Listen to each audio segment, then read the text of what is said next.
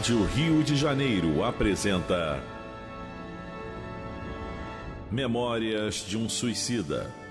Estudo da obra de Ivone do Amaral Pereira. Viver é a única opção. Valorize a vida. Apresentação: Berenice Lima. Olá, mais um momento de encontro e iniciamos com a reflexão. Você tem valorizado a sua vida? Como que você valoriza a sua vida? Você agradece por essa imensa oportunidade que teve de reencarnar? A gente precisa ter noção do que a gente está fazendo aqui. Como é que a gente está aproveitando o tempo? Como é que nós estamos aproveitando as informações? Porque nós estamos num período de muitas informações.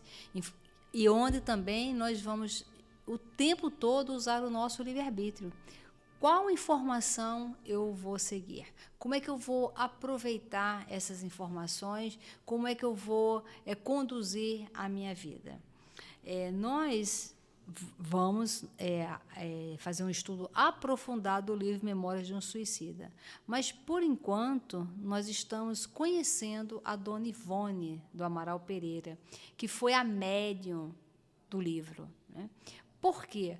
Porque a Ivone, ela tem um compromisso com a questão da vida, de salvar vidas. Ela tem um compromisso para alertar a grande bobagem do suicídio, né, porque ela traz as experiências dela.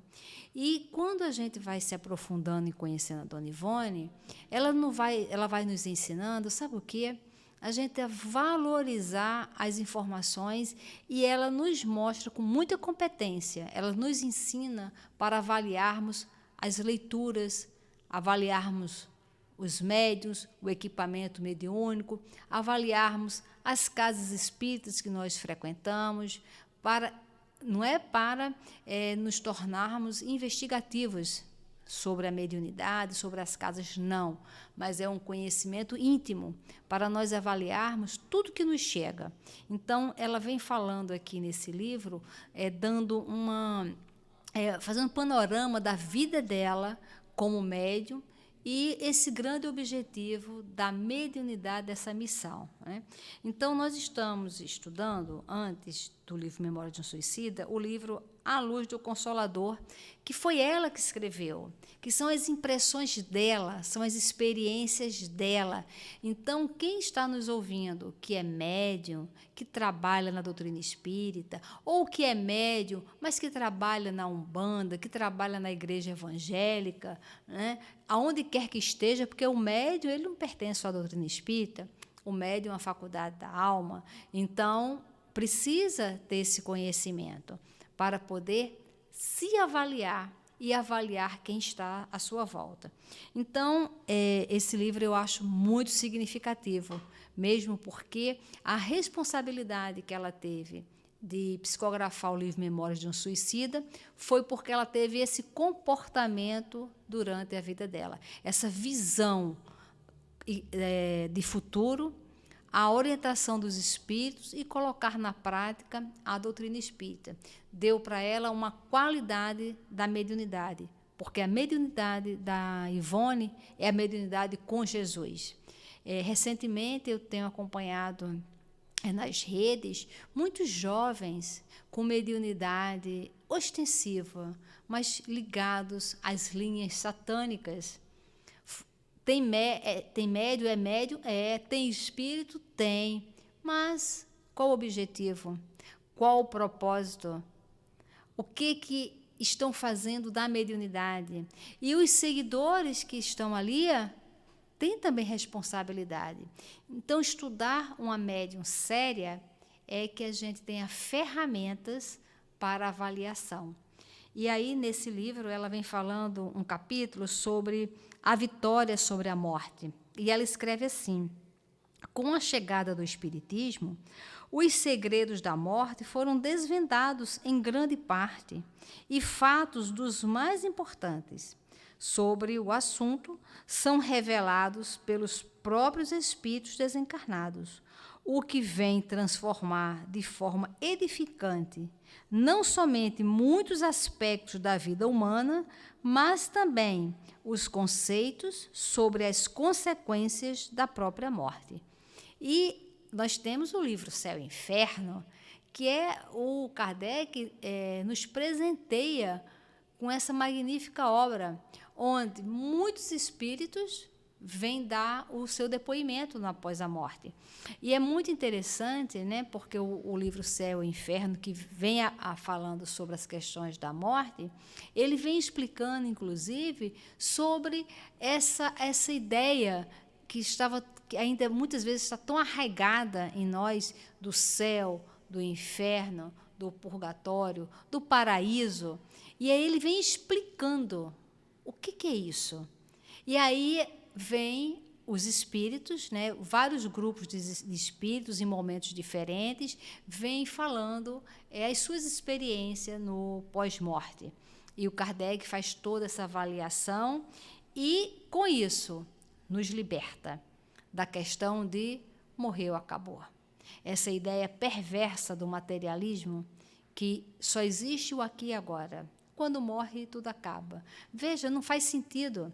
Nós, que somos tão limitados, nós seres humanos, nós gostamos que as coisas fiquem para a eternidade.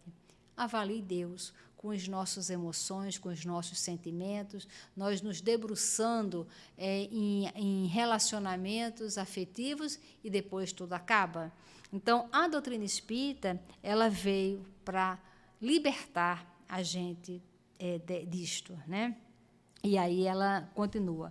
Cremos que, hoje em dia, pelo menos no Brasil, qualquer que seja a religião que se professe, um interesse encantador é despertado em todos os corações pelos acontecimentos de além-túmulo. Todos desejam saber o que dizem as almas dos mortos ao concederem suas mensagens aos médiuns, o que narram sobre a vida espiritual, quais as suas impressões ao atingirem o outro plano da vida. Tem um livro chamado O Manuscrito do Purgatório. Esse livro é muito interessante, eu recomendo muito para os católicos, né? Que era num convento, algumas freiras com a conduta, né? Pessoas extremamente responsáveis, pessoas conhecidas dentro do próprio meio como pessoas de moral, de ética, de valores, né? Porque não significa que é um religioso e tenha esses valores. Nós estamos falando das questões morais, não de ser moralista, né? O moralista é aquele que aponta o dedo, que é certo e que é errado, mas, como Jesus fala, só da boca para fora. Tudo caiado e por dentro podridão. Mas eram freiras, mulheres que se dedicavam à vida religiosa. E uma delas desencarna e a outra começa a ver, né, tem mediunidade e vê ali aquela freira. E a freira que desencarnou, numa agonia, por quê? Dentro da crença dela, ao desencarnar, ela iria para algum lugar, para o purgatório, para o paraíso, para o inferno, para algum espaço ela iria. E como ela se julgava era religiosa, e era de fato, e nesta reencarnação como freira era uma pessoa muito dedicada, então ela achava, dentro do que ela aprendia dentro da religião, que ao morrer ela estaria ali sentada do lado de Deus. E cadê isso que não acontece? E ela fica no convento. A outra freira, médium, percebe, e aí ela, a que desencarnou, percebe que a freira encarnada era médium e que havia, né? E aí começa a se comunicar com ela, e aí vai escrevendo a agonia dela, de não saber o que estava acontecendo. Então, se chama o Manuscrito do Purgatório. Inclusive, na época, o bispo fez o prefácio, né? E eu recomendo, né, para as pessoas lerem, porque como nos aquece a alma. Pena que essas instituições religiosas não avançam, né, para essa questão, porque isso liberta, Isso acaba os vínculos institucionais propriamente ditos na materialidade, mas aí a gente fica apenas com um vínculo afetivo, que é para ser mesmo, né? Então, a Ivone vem falando sobre isso, porque todas as religiões, de uma maneira ou de outra, falam sobre a vida além do túmulo. E aí ela diz, né? A influência da doutrina espírita na renovação do caráter humano, porém, e, portanto, na reforma dos costumes e, consequentemente, na melhoria da sociedade, faz-se notável pelo que vemos suceder nos agrupamentos espíritas que vão se formando.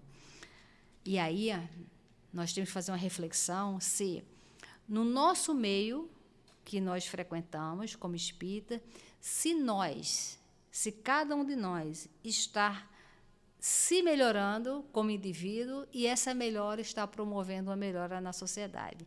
Aí é uma reflexão nossa, interior, não é avaliar o outro. Porque no meu grupo, na minha casa espírita, fulano é isso, fulano é aquilo. Não. É você agora que está nos ouvindo, que está estudando, porque isso aqui é uma reflexão para nós, agora que nós estamos vendo. Então, a doutrina espírita tem esse objetivo, dessa renovação de caráter, porque na hora que a gente vai se renovando, nós vamos entendendo a vida, nós vamos valorizando a vida, porque muitas vezes, né, nós, neste momento, não cometemos suicídio, mas se nós não trouxermos para a consciência a valorização da vida, numa próxima reencarnação podemos cometer suicídio. Então, estudar a doutrina espírita não é só para esta reencarnação, é para o conteúdo, o conhecimento, nós apreendermos, ou seja, ficar presinho, guardado na nossa consciência. E a gente só tem consciência quando a gente faz uma análise crítica, e essa análise nós mudamos alguma coisa dentro de nós, para a gente compreender, porque se não cometermos suicídio nessa vida, na próxima a gente pode cometer por falta de consciência do caso. Então, ela continua assim: por toda parte, indivíduos preocupados em se corrigirem de defeitos e vícios graves, interessados em servir o próximo desta ou daquela forma, aliviando-lhe as misérias físicas ou as amarguras morais. Então, reflexão. Você, né, quando eu falo você, eu também estou me incluindo, né? Sente essa necessidade de vencer os vícios graves?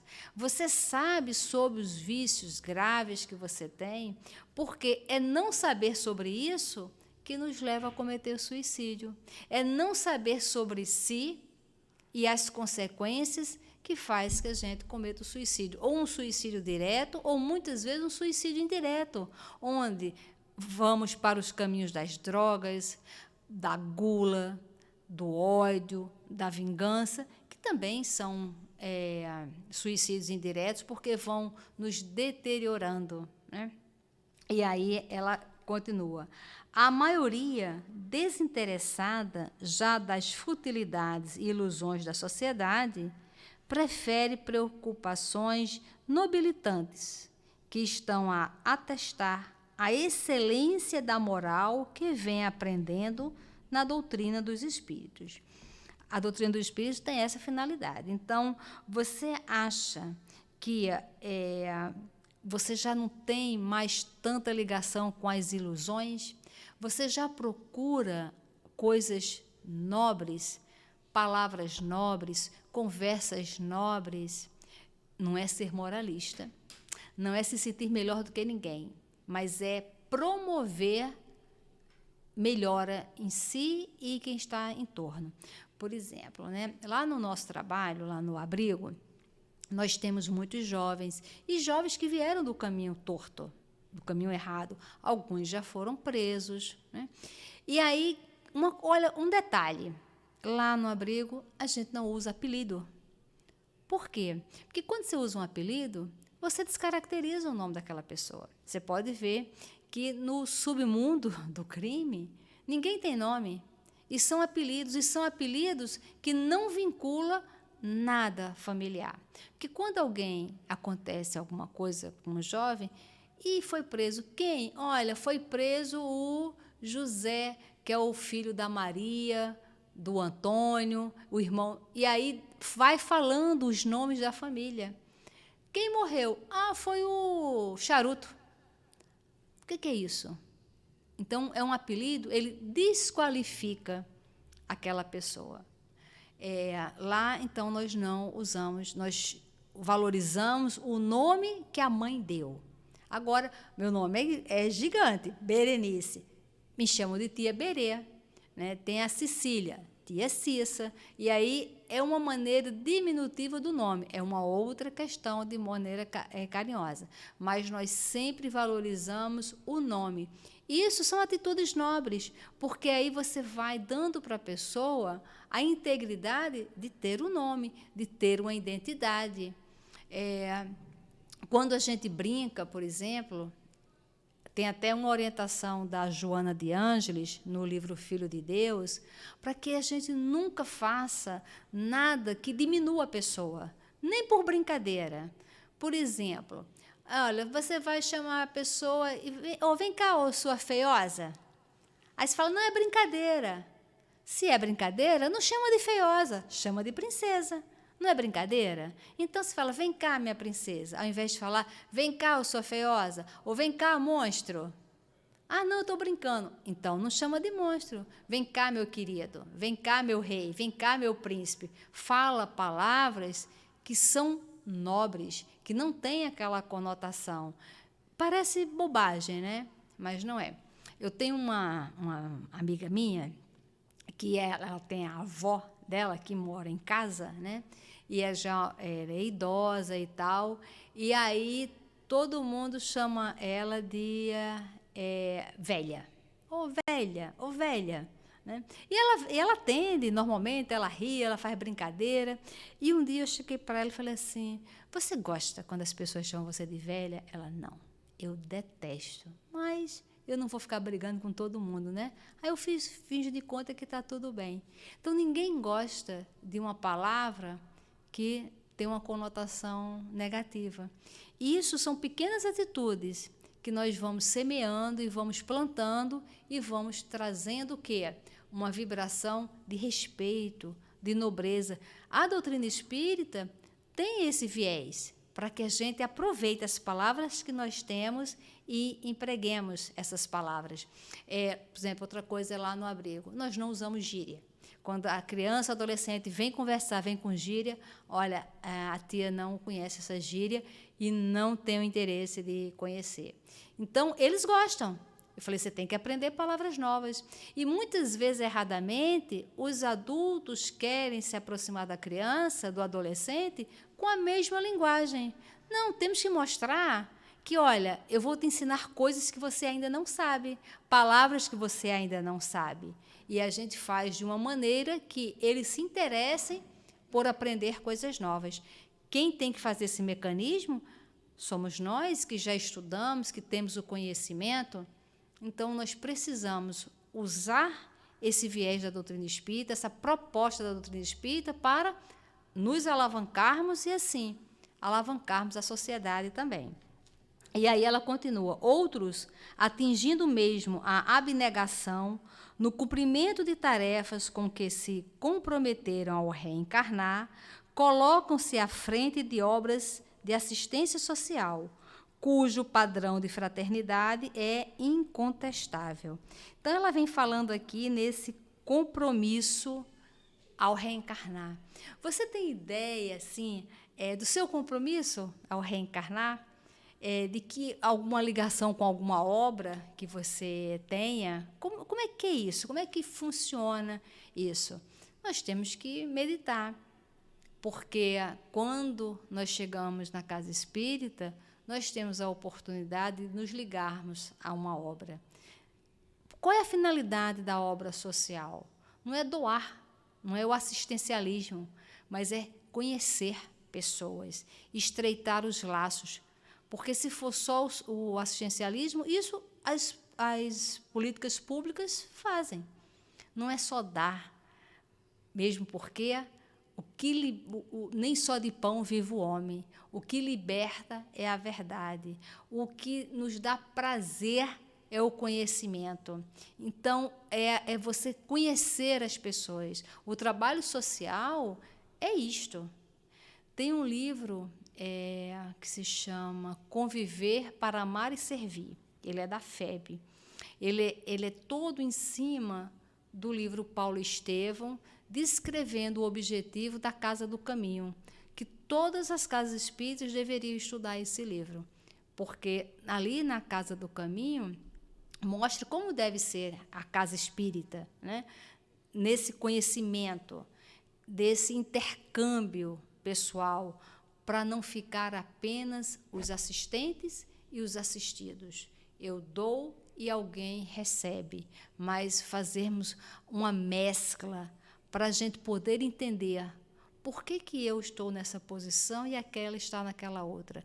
Se eu tivesse aquela vida, como eu conduziria? Porque muitas vezes o trabalho social, essa oportunidade desse estreitamento é para que a gente preste atenção, porque quem sabe na próxima reencarnação vamos precisar nascer dentro de uma condição de matéria bem precária, nível de pobreza, nível da miserabilidade, para podermos valorizar. Quem sabe não é para isso também em alguns casos. Então, nós temos que ficar muito alertas sobre a nossa vida. E aí ela fala, por isso mesmo, o espírita poderá não ser um homem virtuoso, na expressão literal do termo, mas o que se observa é que todos são, não obstante, homens honestos, de boa vontade e já incapazes de praticar o mal. Então, uma reflexão. Você é incapaz de praticar o mal? O que é o praticar o mal? De fazer pequenas futricas. Hoje em dia, com o nosso celular, nós repassamos as famosas fake news. Nós falamos sobre ódio, querendo combater o ódio, mas com mensagens de ódio também. Então, muitas vezes, nós causamos muito mal ainda. Então, qual é o nível de maldade que nós implantamos quando nós tentamos nos relacionar com as pessoas?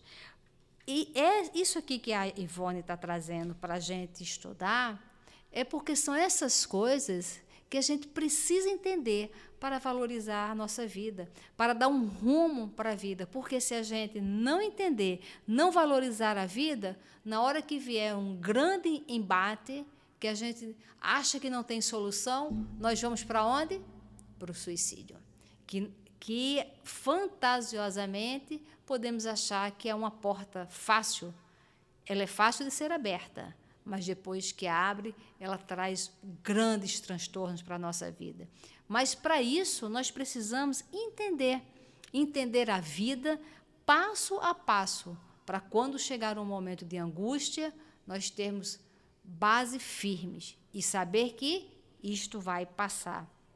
E ela diz, conhece-se a verdadeira religião pelo número de homens de bem que será capaz de produzir.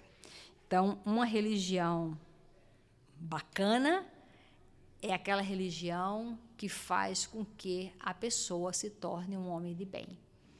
E nós, como espíritas, nós estamos nos tornando pessoas de bem, nós podemos representar a doutrina espírita por sermos homens de bem. O que é ser um homem de bem? Aí a gente vai estudar no Evangelho que vem descrevendo, Agostinho descreve o que é ser homem de bem. É uma coisa super simples, porque só depende da gente, de mais ninguém. Só depende da nossa vontade, do nosso querer, e tudo é possível fazer. E não depende de nada externo, apenas da nossa vontade de querer ser homem de bem. Então, estudar a doutrina espírita, ser espírita, é ter esse compromisso de se tornar pessoa do bem, para o bem, valorizando a vida, distribuindo para todos esse conhecimento de valorização da vida. Muita paz. A Rádio Rio de Janeiro apresentou Memórias de um Suicida, estudo da obra de Ivone do Amaral Pereira. Viver é a única opção. Valorize a vida.